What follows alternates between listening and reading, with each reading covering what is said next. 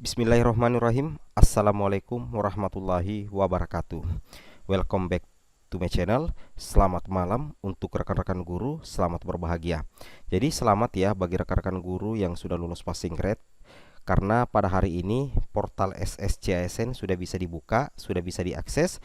Bapak Ibu sudah bisa daftar SSCASN, sudah bisa login SSCASN, sudah bisa melihat apakah Bapak Ibu muncul status mendapatkan penempatan atau tidak. Nah, seperti itu ya. Oke, jadi pada video kali ini kami sengaja mengangkat judul terbaru seperti ini, yaitu 2 hal yang bisa dilakukan bagi P1 guru lulus passing grade P3K yang tidak mendapatkan penempatan pada saat Bapak Ibu tadi sore melakukan login SSCASN 2022. Ternyata peluang ASN tetap terbuka. Wow, mantap ya. Jadi Bapak Ibu yang belum mendapatkan penempatan, istilahnya Bapak Ibu adalah P1, Bapak Ibu tidak usah khawatir, karena kita pernah mendengar bahwa Kemendikbud itu selalu berupaya bagaimana istilahnya menjadi PR ya bagi Kemendikbud untuk menuntaskan 193.000 guru lulus passing grade menjadi ASN P3K. Nah, di sini ada yang bertanya, apa yang bisa dilakukan bagi P1 guru lulus PG P3K 2021 apabila tidak mendapatkan penempatan? Oke, kami akan jawab ya. Di sini sebenarnya Bapak Ibu ya, melalui informasi resmi yang kami dapatkan, bahwasanya 2 hal sebenarnya yang bisa dilakukan ya bagi P1 guru lulus PG apabila Bapak Ibu tidak mendapatkan notifikasi penempatan pada saat tadi sore Bapak Ibu melakukan login SSCASN 2022. Tapi sebelum kita lanjut, bagi rekan-rekan guru yang baru menemukan channel ini, silakan tekan tombol subscribe ya dan aktifkan lonceng notifikasi agar setiap hari Bapak Ibu bisa mendapatkan update informasi terbaru dari kami.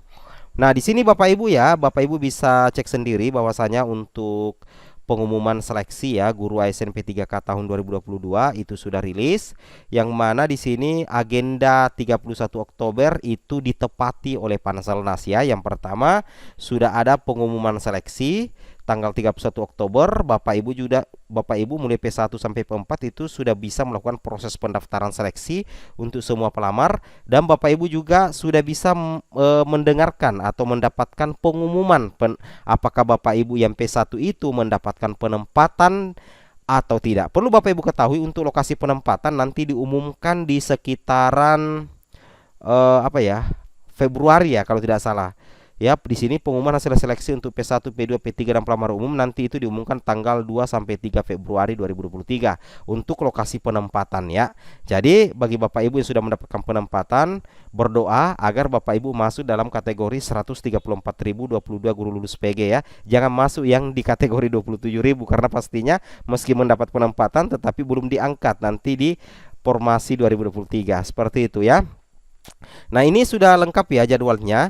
Nah, sesuai dengan judul thumbnail yang kami tampilkan tadi, bahwasanya 2 hal yang bisa dilakukan Bapak Ibu ya bagi P1 guru lulus PG P3K yang tidak mendapatkan penempatan melalui login SSCASN 2022, peluang ASN tetap terbuka. Kami langsung ambil file resminya.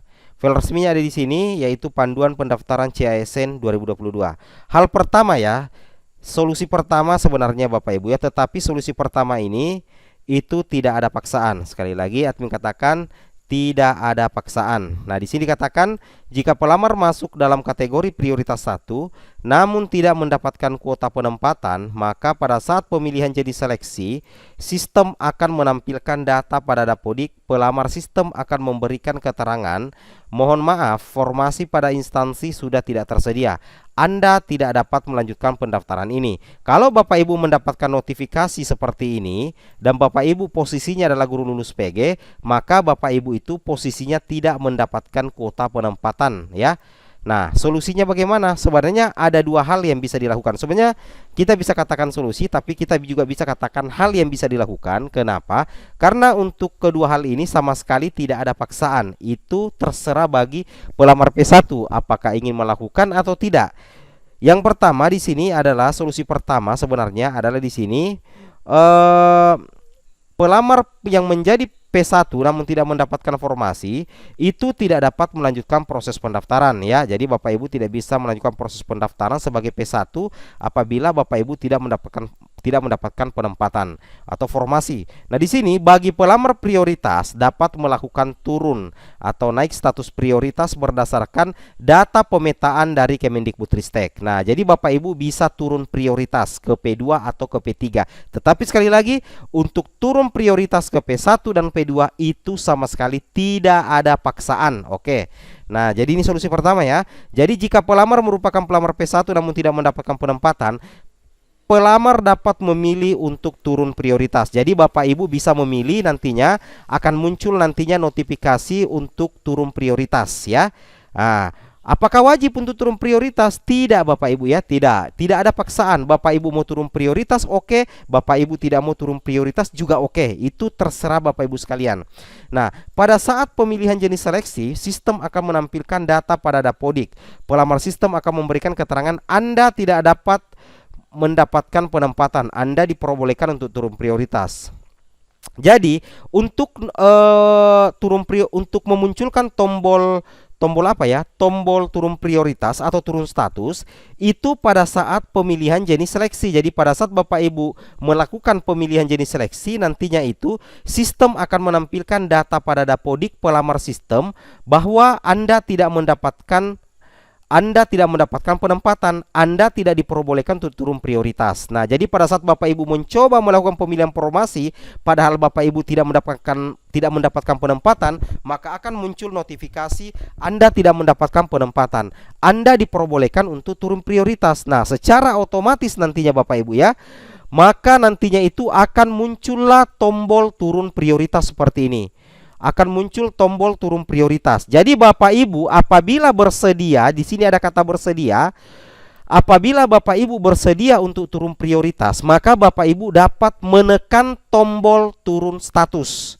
Ya, apabila Bapak Ibu bersedia turun prioritas.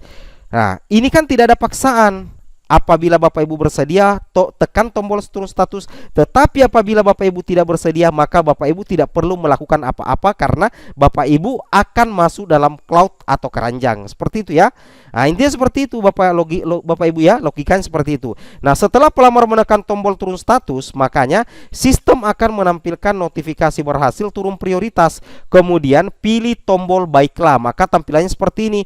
Maka Bapak Ibu akan berubah status dari P1 menjadi P2 atau P3. Nah, kapan tesnya? Nanti pada saat seleksi observasi dibuka, seperti itu.